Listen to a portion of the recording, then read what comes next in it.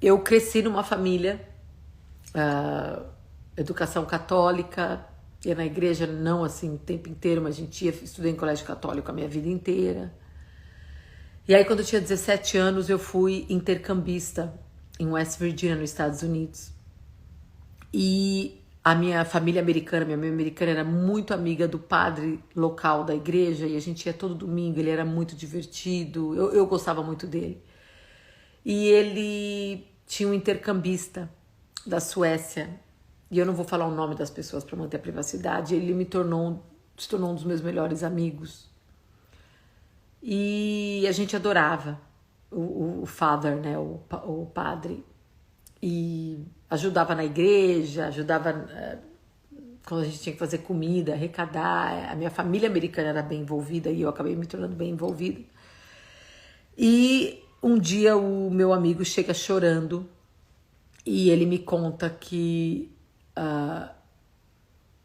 o father estava abusando ele, tentando abusar dele sexualmente, e me mostrou um livro de vários intercambistas meninos que ele trazia e tirava fotos, e vocês imaginam os tipos de fotos que eu vi com 17 anos.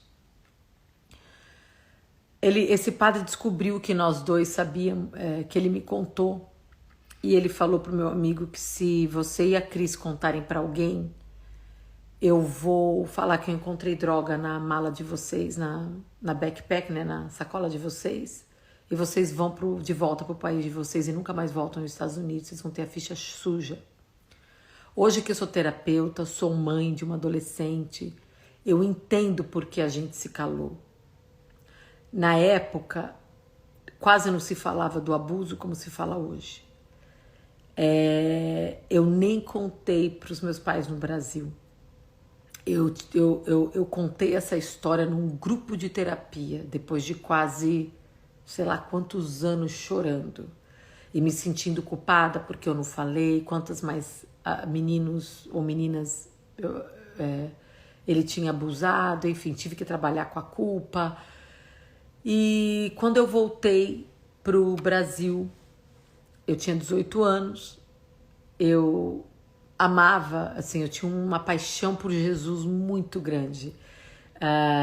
Eu ia em retiro na minha escola, a gente fazia missões em orfanatos. Eu lembro que um dia eu até pensei, na época que eu cresci numa educação católica, eu lembro que eu até tive uma conversa com a diretora, a irmã Odete, falando que eu achava que eu queria ser freira, porque eu amava ficar na presença de Deus, eu amava cantar, eu era apaixonada por Jesus. Quando eu cheguei de West Virginia, eu tive uma mágoa tão grande pelo que aconteceu com meu amigo, e eu tinha que todo domingo na igreja olhar para um padre que na verdade não era, né? Não estava fazendo a missão dele. Era realmente um homem pervertido, que abusava, um abusador, né? Um pedófilo. E olhar aquilo todo domingo e ter que ficar quieta, aquilo criou uma mágoa tão grande. Eu tinha uma mágoa de Jesus, eu comecei a desenvolver uma mágoa muito grande de Jesus. Ao ponto de eu cheguei para minha mãe no Brasil, e ela deve lembrar disso, quando você cresce católico, eu lembro que eu tinha uma estátua de São Francisco de Assis, Jesus, Maria, eu nem lembro, eu peguei e joguei todas as estátuas no chão. E eu falei assim para minha mãe, mãe, eu nunca mais quero ouvir falar de Jesus. Ele morreu para mim. Porque se ele é o Salvador, eu tenho uma notícia para você, ele está fazendo um péssimo trabalho. Um péssimo trabalho. Eu nunca mais quero ouvir o nome dele. Então, eu criei uma mágoa e uma birra de qualquer pessoa que falava de Jesus para mim.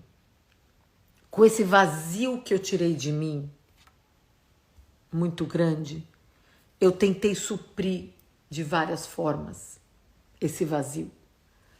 Porque era uma parte da minha vida muito forte. A minha fé, a minha crença em Jesus era muito grande. E eu fui muito machucada. Então eu tentei suprir. Eu fui parte de várias igrejas. e religiões. Eu fui espírita, eu trabalhei no centro do Gasparetto, em São Paulo, eu era médium. Trabalhava em área de desobsessão, assim, muitos anos. Depois eu frequentei a Messiânica do Brasil, ministrava jurei.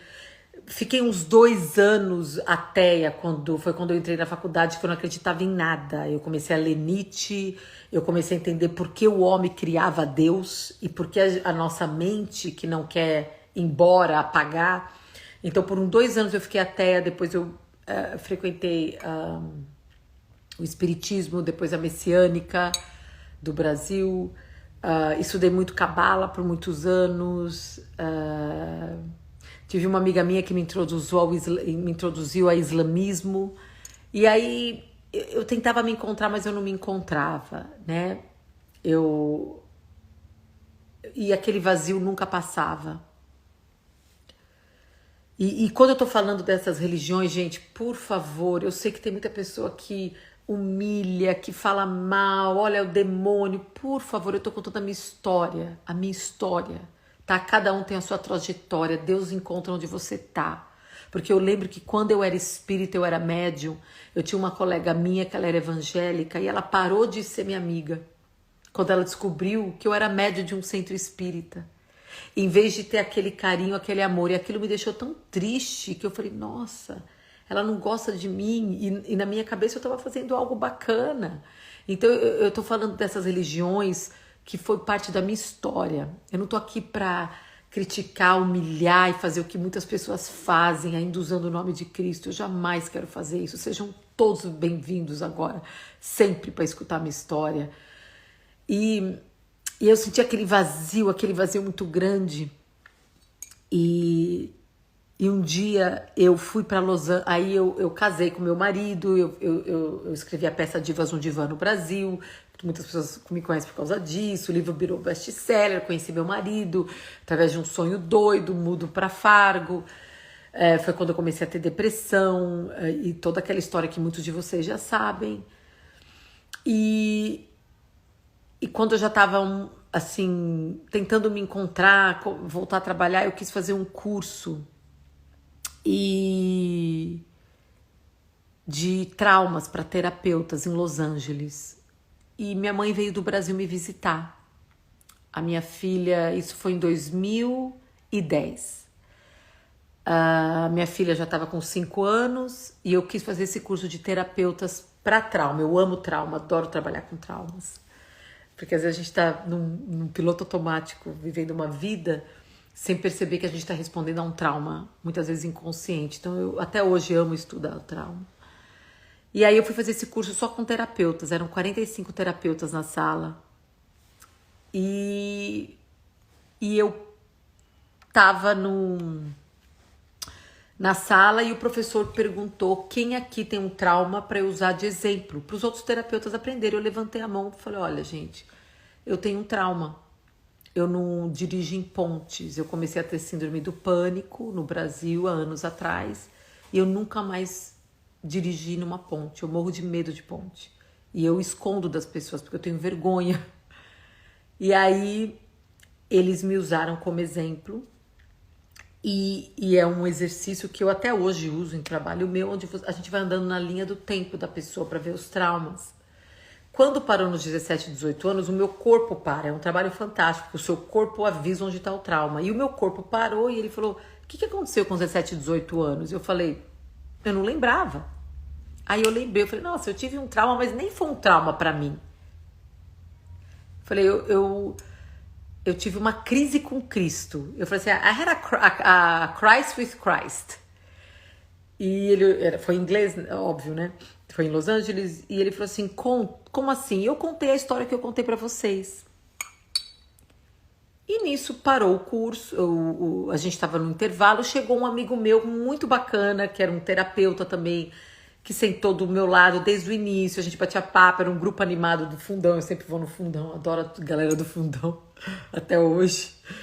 E aí o Roger, o nome dele era Roger, ele falou assim pra mim, Cris, eu ouvi você falando que você teve uma crise com Cristo. Quando você falou isso, me deu uma vontade de orar pra você. Posso orar pra você?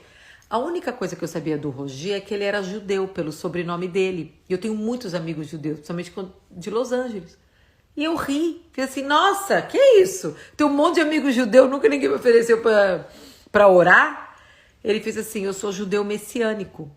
Eu sou judeu que aceitou o Messias. Eu tive um encontro com Cristo que mudou minha vida. Eu posso orar para você? Quando ele falou isso, gente, eu falei, ah, não, já vem, olha, nem em Los Angeles, num lugar chique como esse, que foi em Beverly Hills o curso, só para avisar. Eu falei, nem num lugar chique como esse, esses evangélicos doidos vêm atrás da gente, querendo convencer. Eu falei, ai, meu Deus, juro que eu pensei isso, tô sendo muito honesta, gente, muito honesta.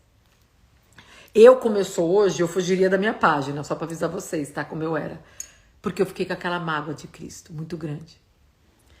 E aí ele orou para mim. Quando ele orou, eu senti uma força, uma coisa muito forte. E eu chorei um pouquinho, tentei segurar as lágrimas, porque o que ele falava me tocava, mas... Aí eu falei, ah, obrigada. Cheguei no quarto, minha mãe do Brasil estava comigo. Contei o que aconteceu, minha mãe falou, eu tenho orado para Jesus te catar.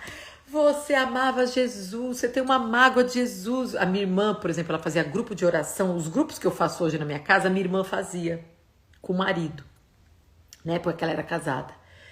E ela falou, Cris, vem aqui, meus amigos evangélicos, eu juro que eu vou falar a verdade. Eu falava assim, ai, não suporto esse povo, Graciela.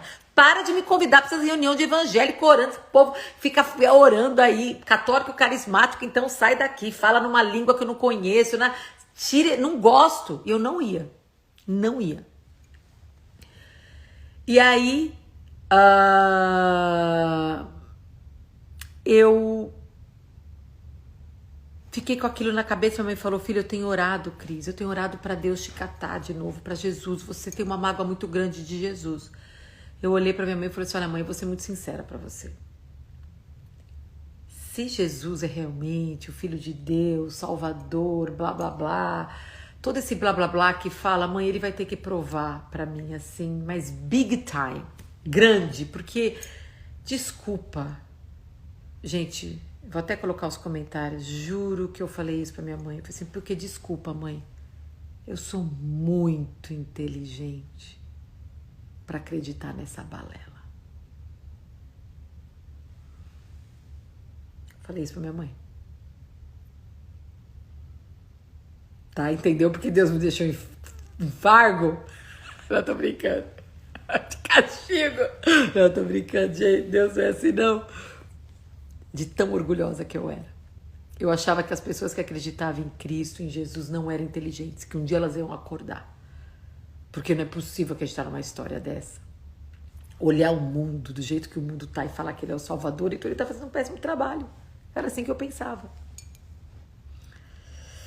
E naquela época, foi a época que eu tava procurando advogado, pensando em me divorciar do meu marido. Eu tava totalmente ainda perdida, com síndrome do pânico ainda, não dirigia numa ponte, morria de medo. Me sentindo sempre com uma falta no meu coração, tentando provar para os outros e para o mundo quem eu era, trabalhando, tentando me encontrar para provar que eu era alguém através daquilo que eu faço, não pelo que eu sou. E eu me achava inteligente. E as pessoas que acreditavam em Cristo, em Jesus, essas não eram, para mim. Era um nível que eu nem queria me conectar. Essa era a Cristiane.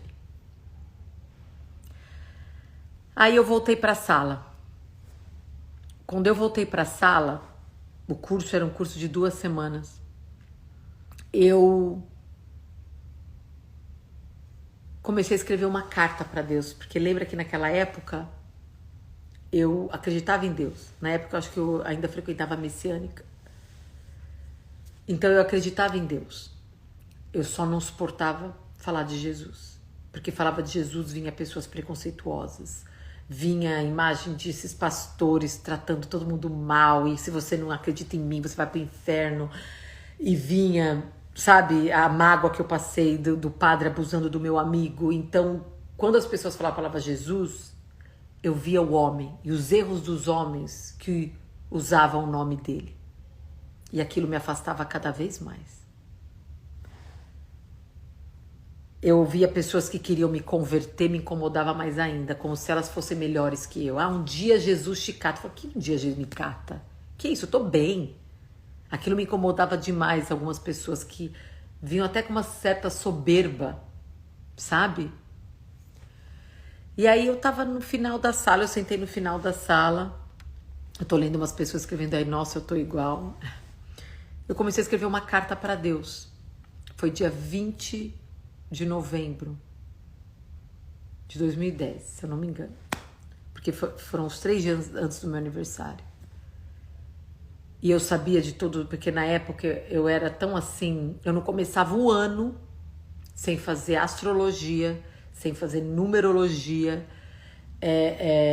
Se eu tinha alguma dúvida, imagina que eu abria a Bíblia ou eu ia em vidente. Eu acho que uma vez por mês eu ia numa vidente. Porque o meu desespero para controlar, a falta de confiança que eu tinha no plano de Deus, que eu não mostrava, era tão grande que eu procurava essas coisas como uma forma de ter um guia na minha vida, sabe?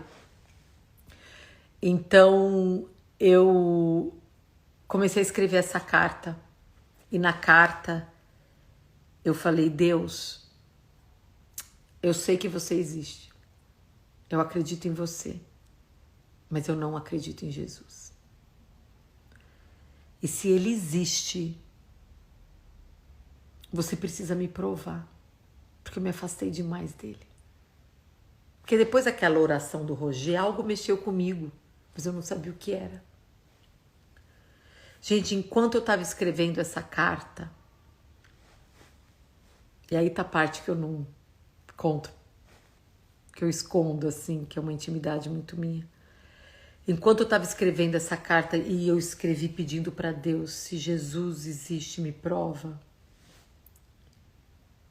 3 gotas de sangue apareceram no papel. 1, 2, 3. Eu lembro como se fosse ontem. Fiz assim, ó. E eram gotas grandes. Na hora que eu vi aquelas gotas no papel, eu comecei a berrar na classe. E tem 45 pessoas que eram testemunha. Eu comecei a gritar. I'm bleeding. Como se eu tô sangrando. Nisso o professor parou a aula. E todo mundo veio ao meu redor. E 2 mulheres que estavam do meu lado, olharam. Aí eu limpei o papel. Eu peguei o sangue e fiz assim para a classe. Porque eu queria provar que o sangue estava caindo do meu nariz. E o professor olhava e falava, você não tem nada caindo do teu nariz. E as pessoas ao redor falavam assim, mas o sangue está no papel dela. Eu falava, eu sei. Nós olhamos para o teto, a classe, a gente olhou para o teto para ver de onde vinha esse sangue. Aí o professor falou assim, gente, please, let's take a break. Ele falou, vamos dar um tempo, vamos pro café mais cedo. Calma, Cris, você não tá sangrando, a gente não entende. Eu lembro que até a mulher do lado, ela era uma cabalista, era professora do Kabbalah Center de Los Angeles. Ela fala assim, às vezes é um anjo que passou e manifestou o sangue dele. Nunca me esqueço. E eu fiquei naquela confusão. E o Roger veio no final conversar comigo. E ele falou assim, Cristiane, o que você escreveu nesse papel? Que 3 gotas de sangue apareceram? Eu falei, eu perguntei para Deus se Jesus existia para ele me provar. E aí ele começou a chorar, ele me abraçou. Falou assim, Cristiane, você teve um encontro supernatural com Cristo. Tem vários livros de história que mostram a manifestação do sangue. E ali, gente, foi a coisa mais estranha da minha vida, porque parecia que o chão caiu. Eu falei, como assim, gente? E aí, no dia seguinte, o Roger me trouxe um livro sobre o sangue de Jesus. Eu comecei a ficar obcecada na internet, procurando manifestações do sangue. E vocês acreditam que eu não entreguei a minha vida para Cristo? mesmo depois disso. O meu orgulho era tão grande que eu mesmo assim não consegui. Eu comecei a procurar livros, eu comecei a procurar manifestações. Eu lembro que eu brincava, eu falava assim, eu não entendo, essas coisas acontecem lá na Europa, na cidadezinha do não sei o quê, que eu tava tomando o meu Starbucks com a minha bolsa da Louis Vuitton. Essas coisas não acontecem com pessoas normais e que nem estão a fim de Cristo. Eu não entendi aquilo. Eu comecei a ter uma dor na coluna muito grande. E uma amiga minha de Los Angeles me indicou um chiropractor. Ela falou assim, vai num chiropractor que eu conheço, ele é maravilhoso, porque eu falei, não tô conseguindo andar, porque senão eu não ia nem conseguir terminar o curso. Isso foi no dia seguinte que aconteceu essas 3 gotas de sangue. E minha mãe lembra, assim, só para vocês terem ideia, eu tenho um papel até hoje e eu moldurei ele, não para fazer de ídolo, mas eu ponho no meu escritório, tá lá em Fargo, e você vê o sangue, quem vai lá vê. Porque não foram gotinhas pequenininhas, sabe? E aí, eu tava sentada esperando ir pro chiropractor e a recepcionista dele olha pra mim e fala assim, desculpa te incomodar, mas desde que você sentou aqui, você tá esperando o médico, né, o chiropractor, eu preciso te falar uma coisa, Jesus tocou meu coração e ele fala, para de fugir dele, que ele te ama. E ele quer que eu te dou a minha Bíblia. Gente, sabe o que eu fiz? Eu olhei pra mulher, eu falei, stop! Eu falei, fala pra ele parar de me seguir, eu não gosto dele, se ele existe, eu aceito, mas eu não vou entregar minha vida àquela palhaçada toda que vocês fazem. Fala pra ele não me seguir, eu não quero mais ele. Peguei a Bíblia da mulher, devolvi pra ela sair. Não fui no chiropractor. Cheguei no hotel nervosa. Falei, mãe, esse Jesus tá me seguindo. Fala pra ele parar. Pelo amor de Deus. Deus, se você existe, fala pra Jesus parar. Eu não quero. Aí, mas eu, o meu lado curioso, comecei a pesquisar muito. Mas uma curiosidade científica, e às vezes até pensar na loucura das pessoas. Será que aconteceu uma loucura coletiva e todo mundo viu o sangue não existia, a gente estava numa dimensão alterada, foi muito estranho. E aí, eu cheguei no Brasil, fui trazer minha mãe, que eu ia ficar um tempo no Brasil, e reencontrei com a minha amiga Carla, que eu conheço desde nova. Se ela estiver ouvindo essa história, compartilha aí. Eu tenho que ter umas amigas minhas que compartilham com a Carla. E a Carla é aquela doida por Deus, que você chega no carro, aquelas músicas gospel no último volume. E eu contei a história pra ela, porque ela era a única vai evangélica doida, mesmo eu não gostando de conectar com evangélico, achava o povo meio cafona, que não curtia a vida, não gostava de balada, não tinha nada a ver comigo. Mas eu adorava a Carla. Eu falei, ela é evangélica, eu vou contar pra ela essa história, vou fazer o que com essa história? E ela, Cris, você tem que conhecer a minha pastora, a pastora Rose, eu tô indo lá, eu vou te levar. Eu falei, mas é aquelas igrejas evangélicas, do povo gritando, falando uma línguas estranhas. Ela falou, mas vamos. Eu falei, Carla, eu vou, mas eu vou sentar no final. Se eu for embora, acho que nem existia Uber na época, eu vou pegar um táxi, que a gente era num restaurante japonês. E eu te mando um táxi e vou, porque eu não gosto muito dessas igrejas, eu vou sentar no fundo. E eu cresci eu fui criada no católico bem tradicional, não existia profecia, não existia falar em línguas, e tudo isso é coisa de doido, então pra mim já não gostava disso. E aí eu sentei no fundo da igreja, uma das igrejas que ela tem em Santo André, um lugar bem simples do Brasil. E eu cheguei lá, quando eu vi aquele povo... entrei no carro da Carla, começou aquela música gospel. Gente, as músicas gospel que eu gosto agora, doía o meu ouvido. Falava Jesus, falava Jesus, glória, o que eu tô fazendo aqui? Sentei no fundo e comecei a mandar o pessoal começou a orar em línguas, aquele fogo todo, tava quente o lugar, uma coisa que eu lembrava, era quente. E as pessoas cantando. Aí eu falei, gente, se alguém me ver aqui, que vergonha. Quem vê pensa que eu sou drogada, que, sabe, aquelas perdidas. Eu falei assim, quem vê pensa isso, né? Eu vou sair daqui. Eu vou sair daqui, desse lugar, porque... Peraí que abriu a porta aqui. E aí eu comecei a mandar uma mensagem pra Carla, avisar que eu ia no restaurante japonês. Que eu não ia continuar naquela igreja, que estava me incomodando demais. Quando eu ia mandar mensagem para ela, a pastora Rose vira para mim e fala: você, nunca me esqueço, você, morena, levanta aí. Quando ela falou isso, eu falei assim, Deus do céu, o que eu faço? Essa mulher tá me pedindo nessa igreja lá 200, 300 pessoas para eu levantar. E aí eu levantei. E essa mulher olhou no meu olho e começou a falar coisa para mim. Que nem até de Deus eu escondia.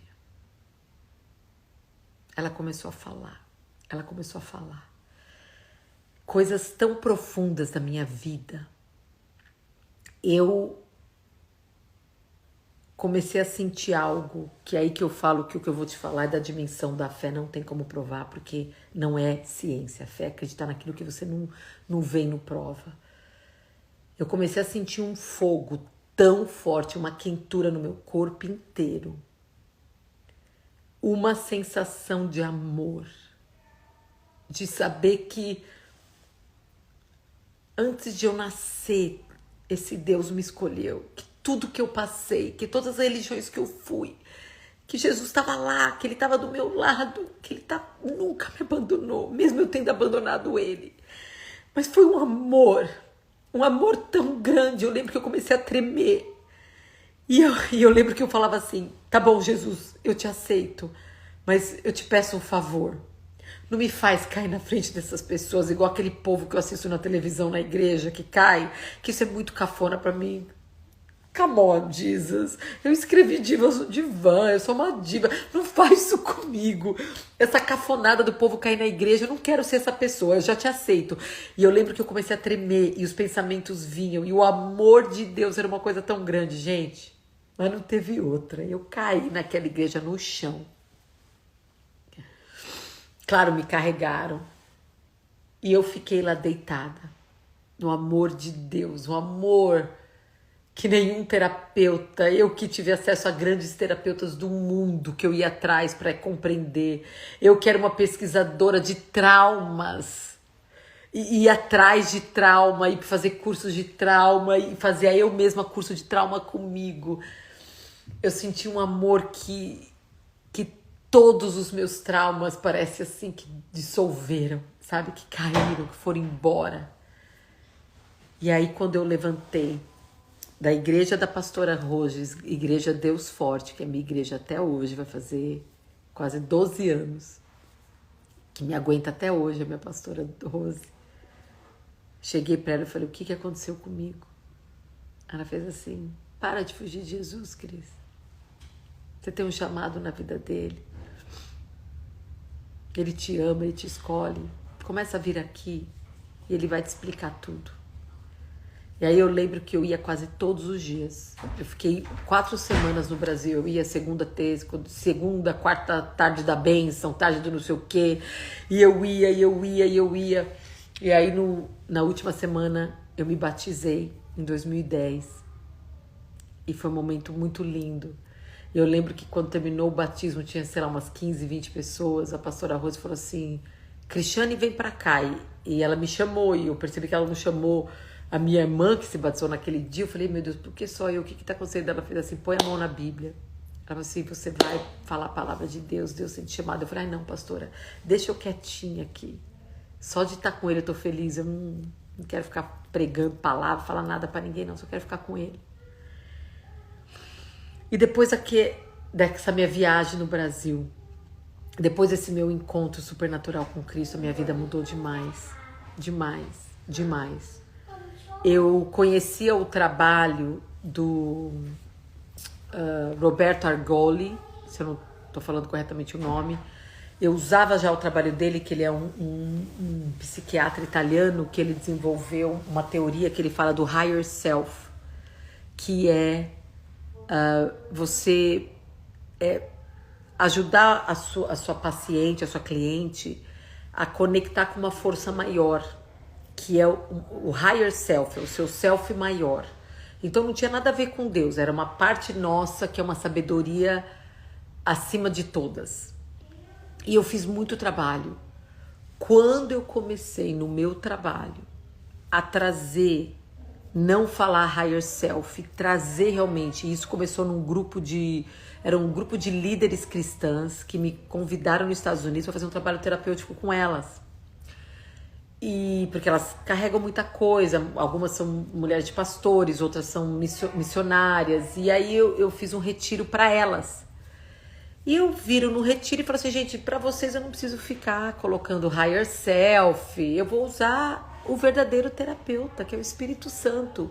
Vamos deixar ele mostrar onde estão esses traumas. E quando eu comecei a fazer isso, o resultado foi absurdo de trauma. De mulheres assim, do Espírito Santo revelar para elas, e é o trabalho que eu faço até hoje. Assim, quando teve uma mulher que com 3 anos de idade mostrou um trauma assim que ela carregava. E eu vou falar pra vocês qual era o trauma dela. Ela era uma pessoa, ela era casada há 12 anos, ela não tinha um orgasmo, ela não tinha um prazer sexual com o marido. E ela tinha feito 6 anos de terapia com ele. E é uma história linda, porque ela já falou até para outras pessoas do trabalho. E o Espírito Santo mostrou exatamente onde estava o trauma. E ela se libertou. E quando terminou o retiro, ela e o marido vieram no meu escritório com uma cesta linda. Ele com um sorriso daqui a aqui. Porque isso, até a sua vida sexual, o terapeuta, o Espírito Santo, Jesus, ele quer ajudar. Não é só a mente. E eu comecei a ver esse resultado nas mulheres, absurdo. E aí, quando eu comecei a lançar o livro Doidas no Divã, até pela Buzz não ser uma editora fantástica, mas eles não são uma editora, por exemplo, cristã, então eu lembro que muita coisa do livro foi tirada, inclusive o último capítulo do livro Doidas no Divã era um encontro com Cristo. Mas eu entendo por que não saiu, eu acho que tem um momento de tudo. Eu acho que vale, eu quero um dia escrever, porque o que me afastou de Cristo e de Jesus, do amor dele, não foi... foi a minha eu querer encontrar ele através de pecadores, de pessoas como eu, né? Quando você tenta encontrar Cristo através do seu pastor, um dia esse pastor faz uma coisa e se decepciona, através de uma amiga que você idolatra. Eu nunca fui, como ele fala, eu nunca procurei ele de todo o meu coração, né? E uma coisa que eu aprendi muito nesse processo, assim, as pessoas até hoje têm amigas minhas, assim, Cris, conversa com a minha irmã, convence ela, né, a se converter. Eu falo, não, porque quando você vê João 15, é tão claro quando Jesus fala, e eu sou uma prova viva disso. Ele fala, você não me escolheu, eu te escolhi. Então, a partir de agora, você não me chama mais de mestre, mais de amigo. Tudo que o Pai me ensinou, eu vou te ensinar. Gente, eu não escolhi Jesus, eu não escolhi estar aqui. Eu brinco, eu falo, eu queria estar na época do Divas no Divã, queria estar fazendo novela das 8, fazendo propaganda Pantene, que eu tinha o cabelo grosso, e eu jamais estaria aqui falando o que eu tô falando, largando meu título de psicóloga, se eu não tivesse um encontro tão verdadeiro e tão vívido que mudou minha vida e de tantas outras mulheres que Deus me abençoou para usar. Porque o Espírito Santo, ele vai onde terapeuta nenhum pode ir, onde as suas memórias já esqueceram. E eu comecei a ver resultado. Há 2 semanas atrás, ou 3, uma grande missionária dos Estados Unidos, brasileira. Foi lindo o que o Espírito Santo fez. E meu marido já está até acostumado. Minha casa é cheia de mulherada que vem. E a gente deixa o Espírito Santo nos usar. E tem cursos até nos Estados Unidos, que você... acho que no Brasil também deve ter, né? Sobre isso, como usar essa técnica. Mas a minha foi uma coisa natural. Depois eu fui fazer curso, sabe? Porque eu já tinha todo o trabalho, mas barrava, não ia... Quando eu comecei a trazer o Espírito Santo, tudo mudou. O resultado foi incrível. Meu casamento... hoje eu amo meu marido mais do que eu amava quando eu casei com ele, achava que era apaixonada. Sabe, eu caio, eu levanto, mas quando eu caio eu sei como me levantar. A paz que hoje eu sinto não compara com aquela coisa insaciável. Então como é que eu posso esconder isso? Né? Como é que eu posso esconder isso? E o que me fez, eu brinco aqui nos Estados Unidos, amigas minhas falam assim, você ficou no Jesus Closet for a long time, né? Você ficou no armário de Jesus por muitos anos. Mas porque eu vi tantas pessoas usando o nome de Jesus para humilhar, para fazer as pessoas, amigas minhas que eram divorciadas, que assim, o marido traiu e depois a igreja ficou contra ela porque ela era uma pessoa divorciada. Sabe? Amigos meus sendo expulso da igreja quando ele fala que ele é gay e a igreja expulsou ele. Na época que eu era espírita, uma amiga minha evangélica que eu amava falou, eu não posso mais ser sua amiga. Então o coração de Cristo que me conquistou, eu não via em muitas pessoas. Então por isso que eu me afastava.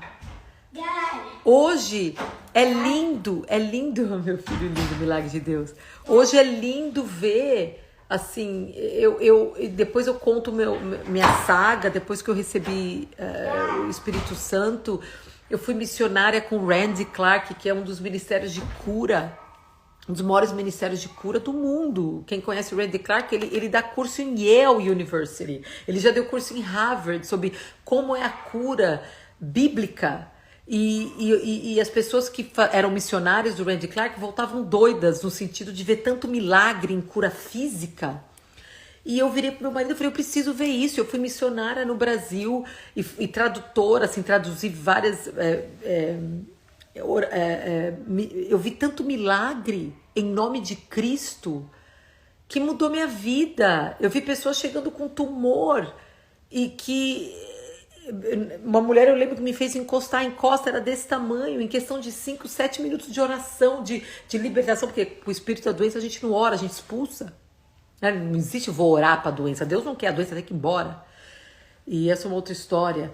Então eu voltei do Randy Clark totalmente radical, no bom sentido de falar, gente, Jesus cura ainda, é mentira as pessoas que falam, porque eu não acreditava, eu falei, será que Jesus cura mesmo? Será que a cura ainda existe? Então, muito na minha vida, gente, eu não tô aqui assim... até minha filha falou assim, mãe, eu tô curiosa em relação às outras religiões. Eu quero começar a estudar. E eu falei pra ela, estuda. Tudo as que vocês quiserem. Faz favor pra mim, filha, compartilha comigo. Porque eu quero que você escolha Cristo, não porque é a única opção que eu estou te dando, mas é porque é a melhor. Isso vai fazer a maior diferença.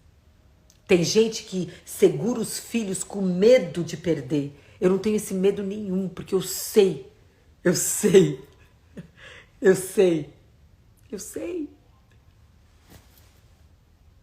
não tenho dúvida. Então, eu demorei para compartilhar esse testemunho porque é realmente algo doido, supernatural. Eu sei que muitas pessoas vão me cancelar e falar, ela é doida mesmo. Mas, por favor, nunca... Eu não tive encontro com o catolicismo. Eu não tive encontro com o evangélico. Eu não tive encontro com judeu messiânico. Eu não tive encontro com adventista. Eu não tive encontro. O meu encontro foi com Cristo. Foi com Yeshua. Então, eu vou na igreja, hoje mesmo, tem um lugar lindo que eu tô indo aqui na Flórida, eu converso com a minha pastora, eu não sou contra a religião, pelo contrário, a religião é religar, nós precisamos um do outro, mas eu sou contra todas as pessoas que machucam os outros em nome de Cristo. Não use o nome dele. Se você não tem capacidade de fazer e de aplicar ou tentar aplicar o mandamento mais importante que ele fala em João, acho que é João 13, ele fala assim, ame os outros como eu te amei.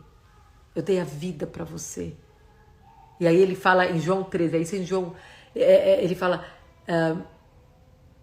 e por amar o outro, eles vão saber que você é o meu discípulo. E é por isso que eu falo, não importa quem for, pode ser o padre, o pastor, o missionário, o título que a pessoa carregar. Se o que sair da boca da pessoa te trouxer medo, medo na Bíblia é um espírito. Com medo você expulsa, você nem conversa, você nem perde tempo.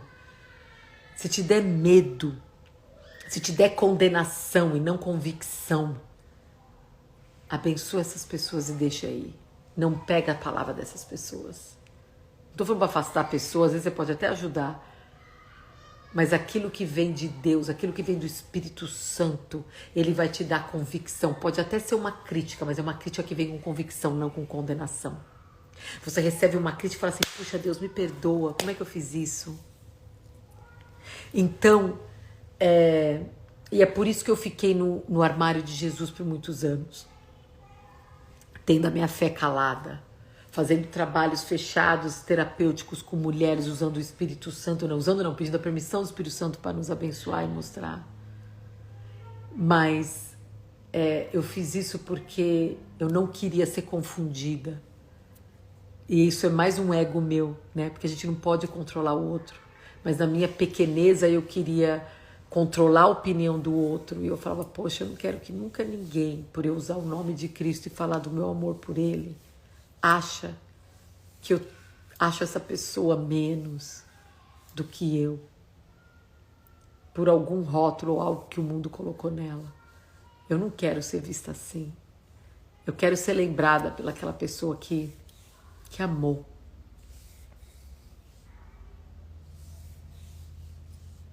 Não como Jesus amou, porque eu acho que eu nunca vou poder fazer isso. Mas que amou. Ai, doida, falei. Contei a minha doida história. O capítulo do Doidas no Divã que foi tirado. Eu peço a Deus que mais e mais e mais e mais e mais pessoas